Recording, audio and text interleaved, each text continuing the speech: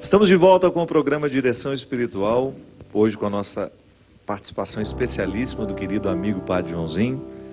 Lembrando que o CD Solo Sagrado está nas livrarias de todo o Brasil, todas as lojas que vendem CD, lojas americanas, Saraiva, mas também aqui na Canção Nova. Você comprando aqui através do telefone 0 operadora 12 31 86 26 00, você ajuda a manter essa obra no ar. Esse é um produto que também faz com que a Canção Nova continue realizando esse trabalho de evangelização. O Davi, o departamento audiovisual da Canção Nova, que é onde você compra livros, CDs, é o coração dessa campanha da M Almas para fazer com que a Canção Nova continue evangelizando 24 horas no ar. Lembrando que você também pode adquirir através da Loja Sacra, www.lojasacra.com.br. Lá você também tem as minhas palestras, os outros livros, os outros CDs. Padre Joãozinho, o senhor tem também um lançamento aqui, né? Canções de Cura, aliás, é o CD e também tem o DVD. Que também podem ser comprados também, pela... Esse é gravado pela Canção Nova. É o que você gravou em Recife? Foi em João Pessoa. João Pessoa, é. Foi ao vivo. E na verdade, as principais canções, Conheço um Coração, e outras, Oração de Cura, e também algumas novas, Salmo 22, eu misturei o Salmo 22 com a oração de Santa Teresa d'Ávila, né, que eu acho que tem muito a ver, o Senhor é meu pastor, nada me faltará, e nada me perturbe, nada me amedronte, tudo passa, quem tem Deus nada falta, só Deus basta. Que bom. Também pela Canção Nova você pode adquirir o CD Canções de Cura do Padre Joãozinho. Os livros, está saindo um novo aí, viu? Qual é o livro agora? É o Mini Sermão. Isso é uma novidade que eu tenho, sem querer, fui investindo aí num sermão diário pelo Twitter em 140 Que é fascinante aquilo. Você recebe? Recebo no meu WhatsApp. Aí eu comecei a gravar em um minuto. Eu começo o meu dia com a reflexão do Padre Joãozinho, todos os dias. E olha que agora, se eu passo das 7 da manhã, o pessoal já começa a Joãozinho tem alguma coisa? Como é que é? Um dia eu quero dormir um pouquinho mais, meu dia de folga. Aquilo é muito válido, Padre. Aquilo é muito bom. É muito bom receber a sua reflexão de manhã. Um minuto. E você sabe que para falar um minuto é difícil. É difícil, todos os dizer dias. Em um minuto dizer... tem que ter um poder de síntese, Vai sair agora, eu selecionei 550 mini sermões, classifiquei por temas e vai sair pela Canção Nova até o final do ano. Deve sair aqui também o Departamento da Vida trabalhando direitinho. Aí você vai poder ter em casa os 500, então você lê, escolhe aquele que você quer por temática: Jesus, combate espiritual, fé, esperança, caridade, solidariedade, espiritualidade. Padre, hoje, retomando o assunto do sal e luz, os evangélicos não têm nenhum receio de falar a palavra política dentro dos seus templos, e nós temos muito mais cuidado por causa...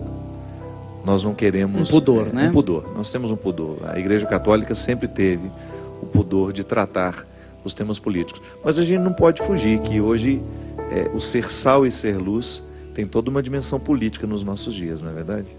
Na verdade, nós somos uma religião política, porque o nosso mestre se fez carne.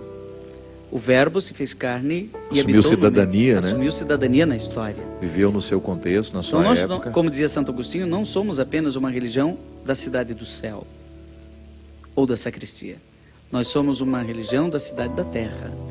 A igreja acredita que a salvação começa já, ainda não em plenitude, mas os gestos de vida promovida na história já são a salvação em ato, a salvação acontecendo. O Espírito de Deus age nos sacramentos, mas age também na solidariedade. Quando eu sou solidário com meu irmão, eu estou de alguma maneira promovendo a sua salvação, não é? Atuando a graça de Deus na vida daquela pessoa. E por isso que a igreja tem uma doutrina social, né? Já vem dos santos padres. Tem gente que diz: mas isso daí começou em 1891 com Leão XIII, com a encíclica Rerum Novarum. Não.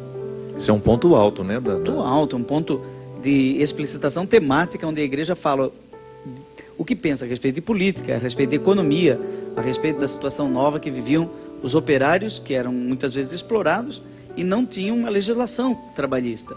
Então a igreja, por meio das suas encíclicas sociais, vai dando a contribuição para que surja, por exemplo, uma legislação trabalhista. No Brasil isso demorou até para pelo menos 1940, veja, eu estou falando 1891, veja 1940. Getúlio Vargas começa um pouco a se pensar uma legislação trabalhista menos escravocrata. O Brasil teve escravidão. Enquanto surgia a doutrina social da igreja, o Brasil estava mal e mal abolindo a escravidão em 1888, não é isso?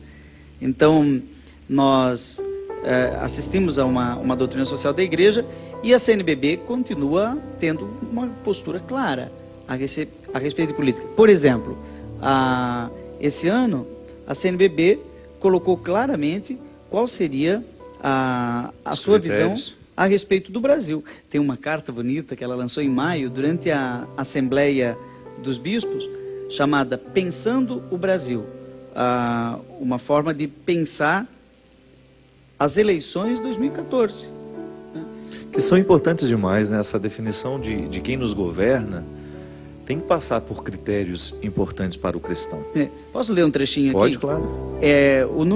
São 7 páginas, mas eu não se preocupe, não vou ler as 7 páginas não. Eu gostaria de ler o último número, que é o número 29. Porque eu achei que eles foram tão felizes. Os bispos normalmente são muito felizes nos seus documentos, mas aqui eles acertaram assim, gênero, número e caso, e em brevidade, até parece texto para Twitter, não é? De tão breve e certeiro. Ó. Compensando o Brasil, a CNBB convoca os cidadãos a se prepararem conscientemente para o momento da eleição. Então nós não estamos falando só de política lato sensu, agora estamos falando de política stricto sensu, que é o momento do voto. O eleitor consciente deve conhecer o passado de seu candidato e averiguar se o discurso e a prática por ele apresentados se conformam aos valores da ética e do bem comum. Primeiro critério, ele é coerente? É sal e é luz? Ele vive aquilo que prega? Ou já viveu na sua vida? Então olhar a integridade do candidato. Ele é íntegro? É preciso também exercer a missão profética de todo cristão e manter uma atitude de fiscalização e vigilância. Isso aqui já é onde o eleitor se corrompe. Ele, na última hora, ele escolhe o candidato, e se eu perguntar para quem está nos ouvindo agora, em quem você votou na última eleição, muitos talvez não lembrem. Às vezes vota naquele deputado, nunca acompanha o trabalho que aquele deputado faz, né? Depois critica porque se corrompeu. Justamente. Então, a CNBB diz da necessidade, da responsabilidade política que passa pela fiscalização e vigilância. Eu diria até de oração pelo candidato e de oração por aquele que for eleito. Esse negócio de dizer que... E de cobrança também, né, padre? O deputado é um funcionário do povo. O presidente do Brasil é um funcionário do povo. Exatamente. O senador é um funcionário, o prefeito é um funcionário do povo. Imagina um funcionário que nunca vai no trabalho. Pois é, demitido. E a maneira como lida com esse patrão, né? Nós somos os patrões deles. Eles foram eleitos para cuidar do nosso bem comum. Eles foram eleitos para administrarem bem as nossas cidades, para administrarem bem os nossos estados, as legislações que nos regem. Então, essa ligação política do cristão que pensa essa responsabilidade de maneira cristã, né, que não é apenas uma balela, mas internalizou esse valor, precisa ser ao longo da administração, não é só na época da eleição. E sabe que tem muita gente que diz, eu não gosto de política, não gosto de... É uma maneira cômoda de justificar uma certa preguiça de cidadão. Não é? Não, porque todos são corruptos. Todos nós temos pecado. Todos nós temos as pequenas corrupções. Todos nós temos pequenas corrupções. O anjo Gabriel, Miguel e Rafael não são candidatos. Não dá para votar neles. Né? Maria Santíssima não é candidata à presidência. Não são perfeitos, né? A gente tem que descobrir onde que existe menos... Ninguém vai votar aqui em Jesus Cristo. Onde existe um pouco mais de coerência, né? Claro. São pessoas tão falhas quanto eu, que já tive pecado. Que já errei na vida, que tem um passado. Todos nós já pisamos na bola. Agora, então não dá para ter o candidato perfeito. Mas nós temos que avaliar não só a pessoa do candidato, mas também as suas alianças. Dize-me com quem andas e eu te direi quem tu és. Sabe uma coisa, Fábio?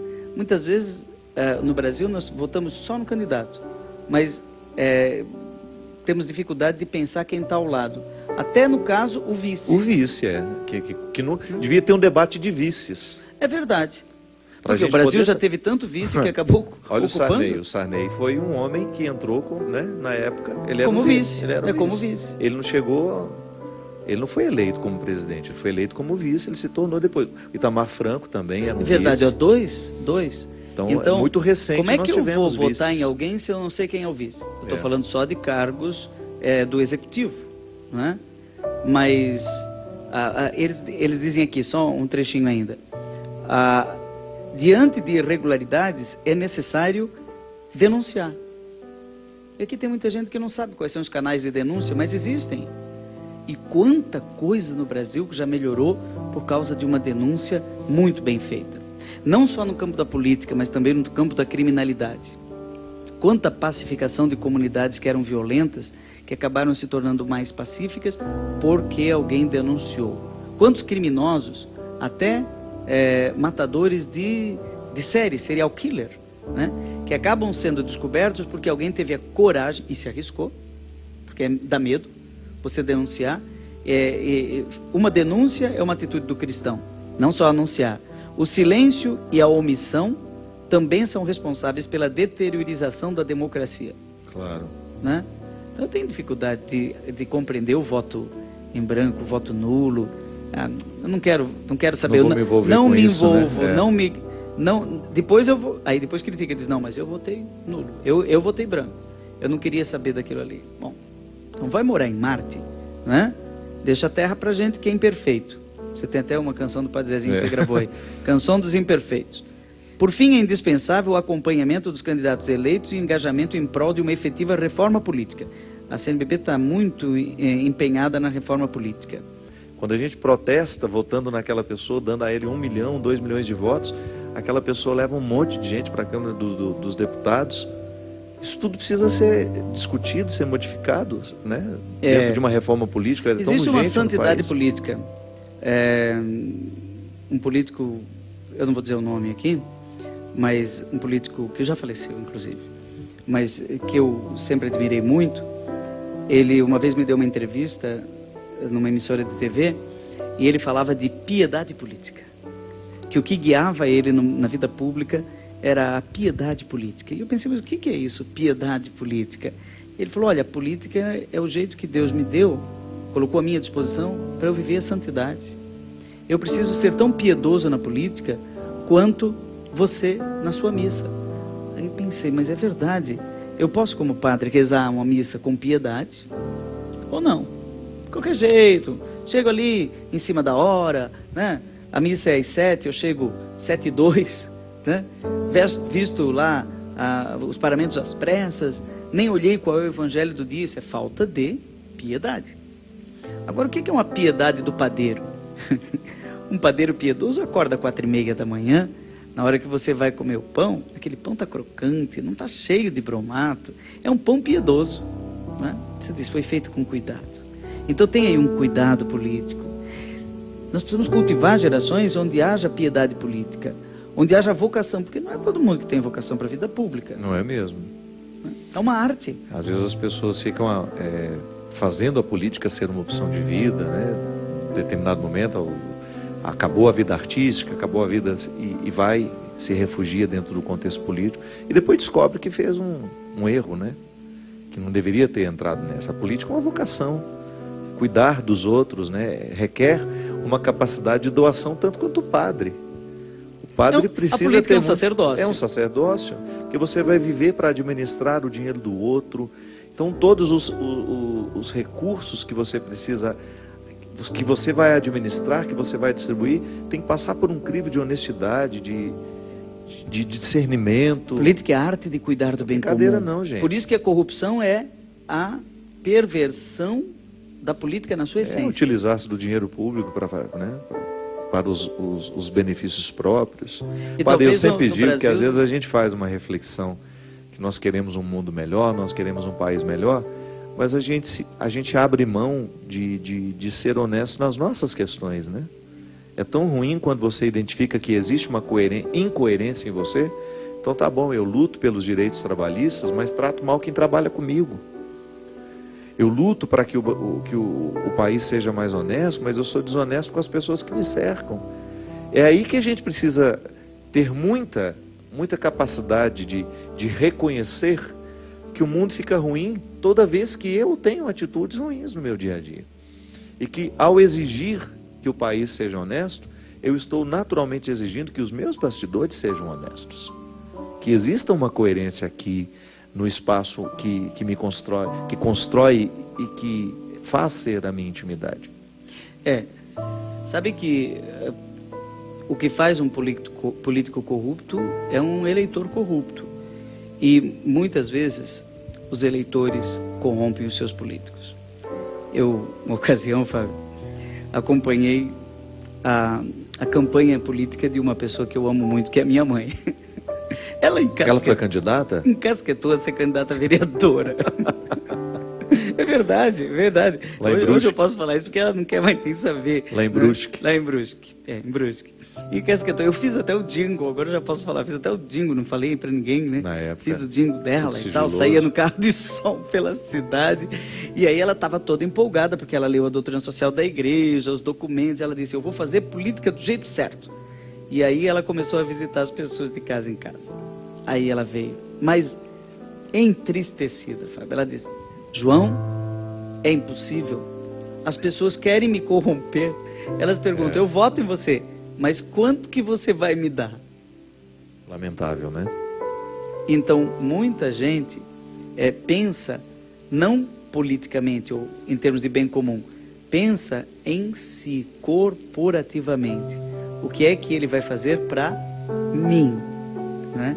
E nós temos que passar do mim para o nós, né? E aí daria para terminar com a oração da política, que é o Pai Nosso. O Pai é nosso, está no céu, mas o pão também é nosso e está aqui na terra. Então, há uma dimensão do Pai Nosso que é mística, celestial, e a outra é militante, é terrena, é social, é transformadora. Aqui tem pai, aqui tem pão, a gente tem que correr atrás, tem que partilhar. Aqui ainda tem pecado, ainda a gente tem que perdoar, né? Assim como nós perdoamos as nossas ofensas. Ainda tem tentação, e a gente tem que cuidar para não cair, e tem que pedir força para não cair. E ainda tem maldade, e tem muita maldade por aí. E a gente tem que pedir que Deus nos livre dessa maldade, inclusive no mundo da política. Então daria para rezar o Pai Nosso pela situação que o Brasil vive nesse momento, para que nós tenhamos aí um progresso civilizacional na vida pública. O Brasil tem que superar essa coisa do jeitinho brasileiro. Esse jeitinho brasileiro mata a gente. Isso nos empobrece demais como povo. É um valor enquanto nós temos flexibilidade, nós somos um povo flexível e, portanto, resiliente. Mas, por outro lado, é um câncer, porque a gente ajeita todas as coisas e, no fim, ajeita o que não dá para ser ajeitado. E na política, quando a gente cria muito jeitinho... Aí começa a construir as injustiças, né? Nós somos injustos com o nosso jeitinho. O nosso jeitinho nos favorece, mas de repente está prejudicando uma pessoa. Se ajeitar para mim, tá bom. Né? Sérgio Buarque de Holanda, Nas Raízes do Brasil, aquele livro famoso, trata bem isso. Ele chama de homem cordial. Mas que depois, enquanto é meu amigo, tudo bem. Quando deixa de ser meu amigo, aí a inimizade é total. Ô padrinho, uma coisa que eu acho que é necessário demais, e que isso inclusive ganhe os discursos religiosos, né? A gente precisa falar disso, é a necessidade de nós chamarmos a responsabilidade das pessoas para a construção desse bem comum. Que às vezes nós olhamos para as necessidades do mundo e a gente não se inclui na construção dessas soluções. Nós estamos com o problema da água, por exemplo. É um problema ambiental seríssimo, grave. São recursos naturais que estão ficando cada vez mais escassos e nós, como se nada estivesse acontecendo. Lavando a calçada, usando de maneira inconsequente esse recurso. Você imaginou que existe um anúncio que se não voltar a chover, São Paulo não terá mais água em novembro? Não é em 2020. Você consegue imaginar isso? Não é em 2020. Isso não é uma profecia para o futuro. E não é, nós estamos vivendo uma seca muito grave, muito séria. Aí você olha no comportamento das pessoas, por exemplo, na minha vizinhança, eu moro na zona rural, as pessoas colocando fogo nos seus terrenos, porque não paga uma pessoa para fazer uma limpeza, então é mais fácil colocar o fogo no mato e aquele fogo não vai tendo controle. Gente, eu fico tão indignado, porque a irresponsabilidade é tão grande nos dias de hoje. Se você quando você está sobrevoando o país, outro dia eu fui para Brasília, e quando eu comecei a pousar em Brasília, eu fiquei impressionado com o número de focos de incêndio. Em beira de estrada, aquilo é provocado. Alguém passa, joga uma bituca de cigarro, com esse clima muito seco, é claro que aquele fogo vai se alastrar. E eu fico impressionado como nós não nos responsabilizamos com essas negligências do dia a dia, que estão tornando a vida cada vez mais difícil. É falta de consciência política. Isso é falta de consciência política. De consciência política. Porque se eu não sei respeitar uma regra, gente, o tempo está seco, não se põe fogo em nada. Pelo amor de Deus, não é a hora de pôr fogo em nada, não é a hora de limpar terreno, não é a hora de fazer nada disso. As pessoas estão indo lá. Eu, no meu caminho para casa, todo dia eu encontro um foco de queimada. Alguém colocou aquele fogo ali. Alguém, de maneira irresponsável, não pensou no bem comum. Que o clima está seco. Essa semana nós tivemos 15% de umidade do ar. Isso é taxa de deserto. Isso é consciência política, porque se nós não tivermos, chamarmos essa responsabilidade para nós, eu quero ser mais politizado, eu vou no uso consciente da água, ou eu não vou pôr fogo em absolutamente nada, eu não vou provocar mais e mais de malefícios, né? Provocando malefícios para o mundo, dificultando cada vez mais a vida. E a doutrina da igreja passa por aí, bem comum, dignidade humana, solidariedade. A igreja tem o que dizer a respeito da praça, e não apenas a respeito da prece. Com certeza. Padre, e o senhor tem uma música muito bonita que fala justamente da necessidade de nós fazermos o nosso coração, porque isso tudo é mesquinho, né? A partir do momento que eu não sou capaz de pensar no bem dos meus vizinhos, eu estou sendo mesquinho. Quando eu não sou capaz de pensar no bem da comunidade, eu estou sendo mesquinho. E você tem uma música que reza justamente isso. O desejo de pedir a Deus, o desejo de ter um coração que possa ser substituído pelo coração de Deus. Fábio, vamos cantar a terceira estrofe, que pede o Espírito Santo como aquele que derrama sobre nós a água do amor. Vamos, claro. Pedindo chuva. Vamos pedindo chuva. Vamos pedir chuva. Pedir chuva sobre todos antes nós, de novembro, sobre a nossa sociedade. Antes de novembro. Chuva nas nossas consciências também. Nós vamos ter as eleições agora, que a gente possa voltar consciente, que a gente possa ter você que ainda vai eleger o seu governador, olha bem para o candidato que você vai confiar a ele a responsabilidade de trabalhar para você, viu? Não inverta as ordens, não. Ele é seu funcionário. Reze antes de votar. Isso. Lava, purifica e restaura-me de novo. Serás o nosso Deus e nós seremos o teu povo. Derrama sobre nós a água do amor, o Espírito de Deus, nosso Senhor.